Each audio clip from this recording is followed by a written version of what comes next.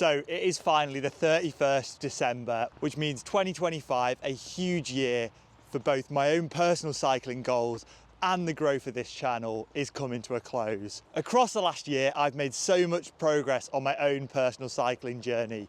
I tried gravel racing for the first time, and whilst the race didn't go perfectly to plan, ultimately qualifying for the World Championships, which was a phenomenal experience, and also making huge strides with my hill climb performance, finally becoming my own club's champion, which is something I've wanted to achieve for a good few years now. And of course, how can I forget the growth of this channel and some of the amazing adventures I've been on out shooting content for all of you. For example, setting PBs at both Sacalobra and Alpe d'Huez, all in the space of 2025. But I guess that gets me thinking, what's next and what's to come in 2026? So in today's video, I'm going to be sharing with you my full sort of plan and goals for 2026, because yeah, it's going to be a big one. So whilst from a sporting and performance perspective, 2025 didn't go perfectly to plan, I've learned some quite big lessons about sort of planning an overall year calendar and having proper peaks and focuses. And actually one of the things I'm really working on this winter is building a proper solid base and not rushing into the year too quickly with loads of intensity, which is partly why we've had a bit of hiatus from sort of performance and racing content on the channel, because I'm really trying not to get carried away doing too much intensity currently in the winter, and just trying to lay them foundations for a huge summer and hopefully being able to hold my form better into the autumn hill climb season without falling off a cliff like I did this year. So in theory, the groundwork is being laid for an epic year when it comes to performances.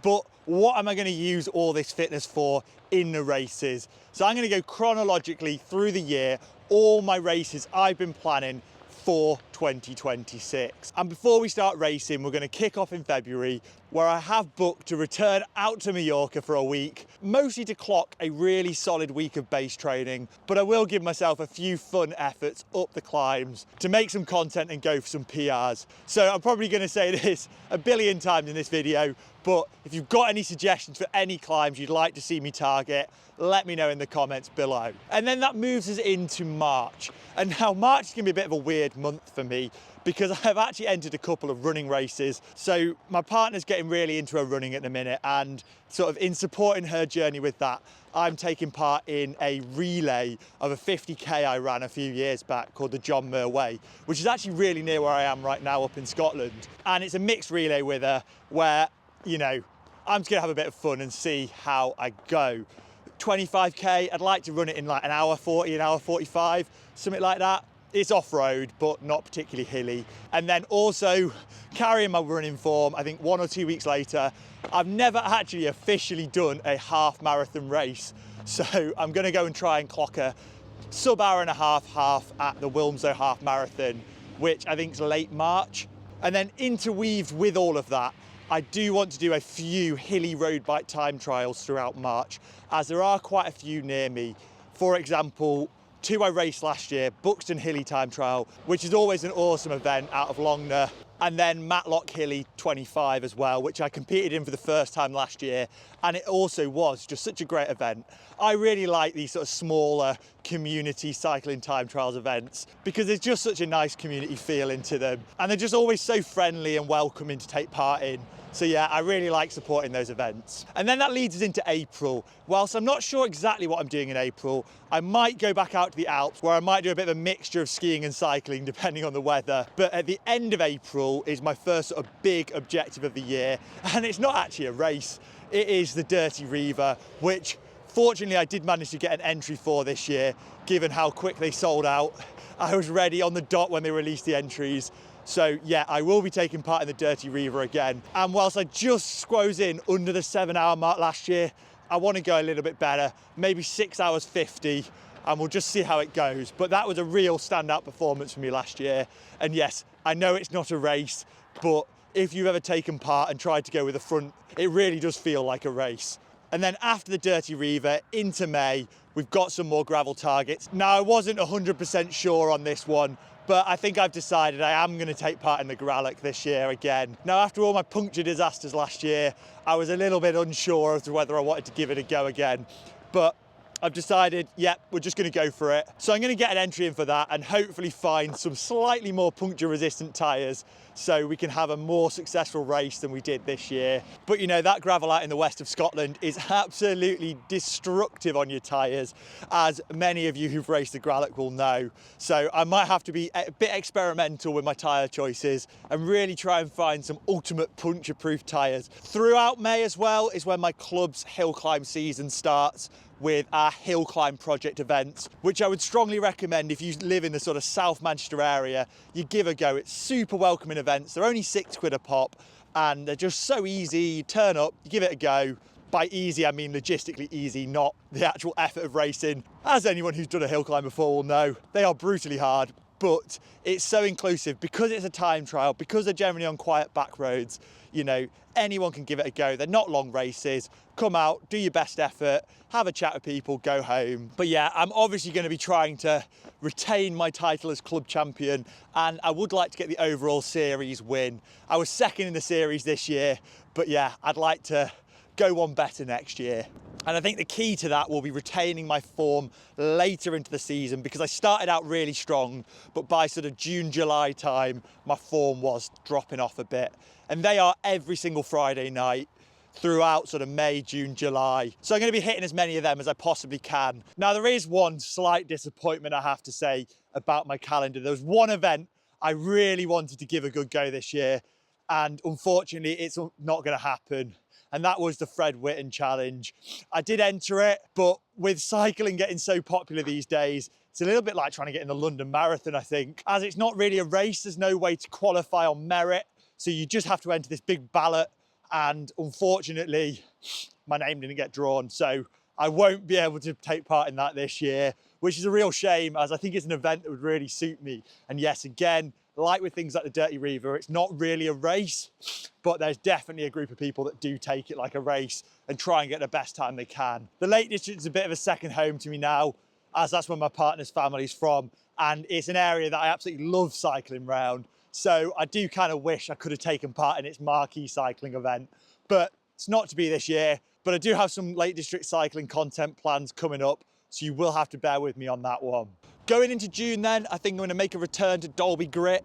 Whilst probably not the most suited to me, as there's no real long drawn out climbs there, I would like to return to that event, because actually as this UK gravel scene's growing, I'm trying to get to as many races as I can and really sort of get my head around the competition and just get better and better.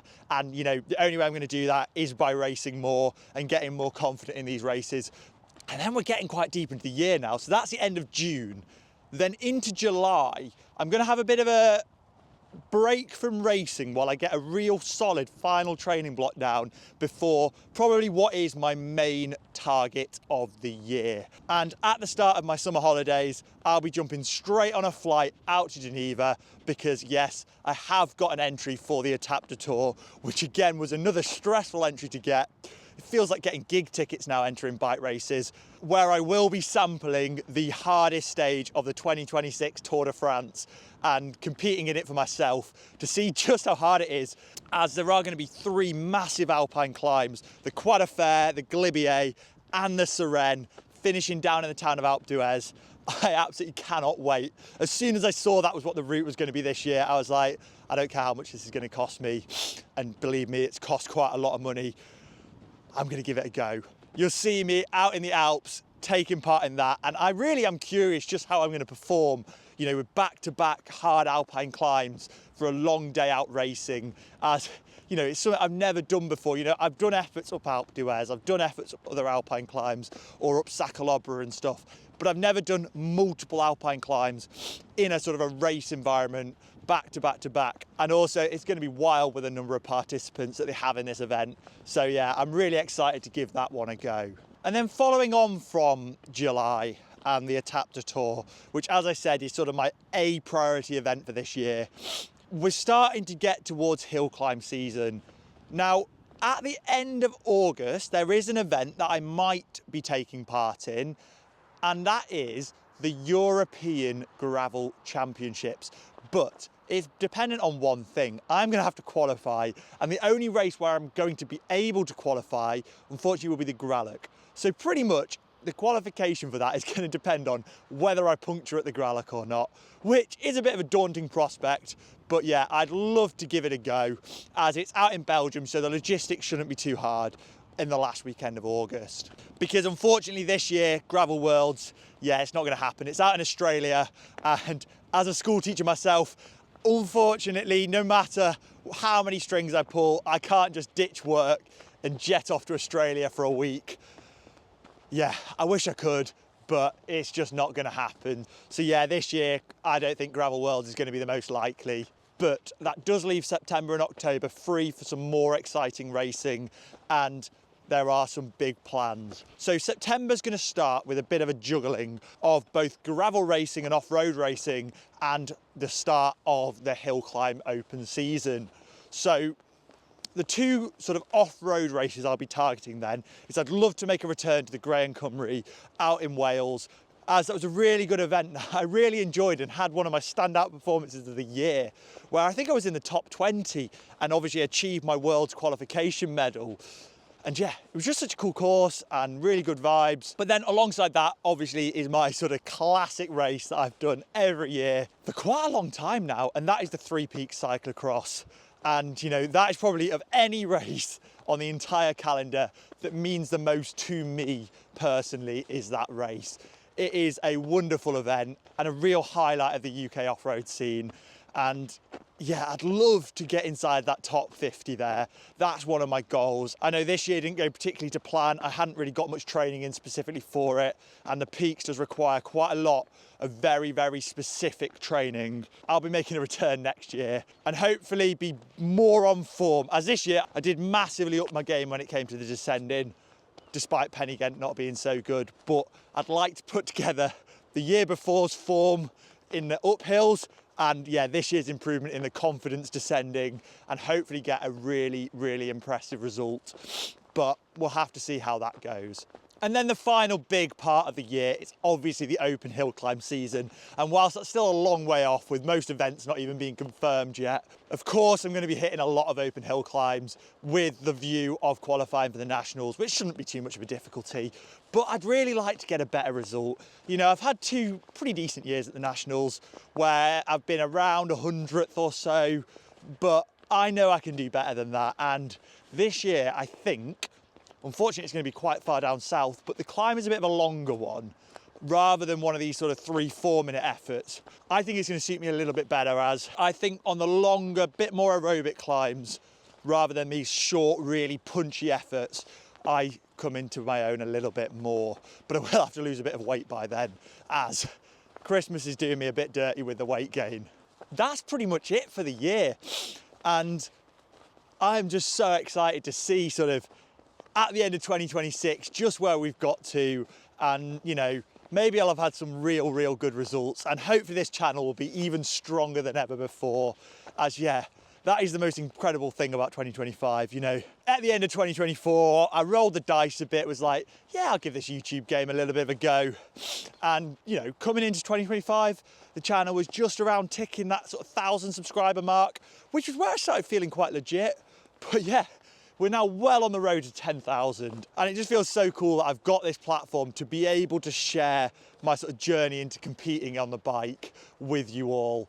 And yeah, we're just going to have to see where we get to by the end of the year, because who knows, maybe this time next year we'll be on a completely different level altogether. Now, one final huge benefit of this channel, and something that I think has really revolutionised my performance, is almost the accountability I have to have now, because I can't make content about being rubbish on my bike.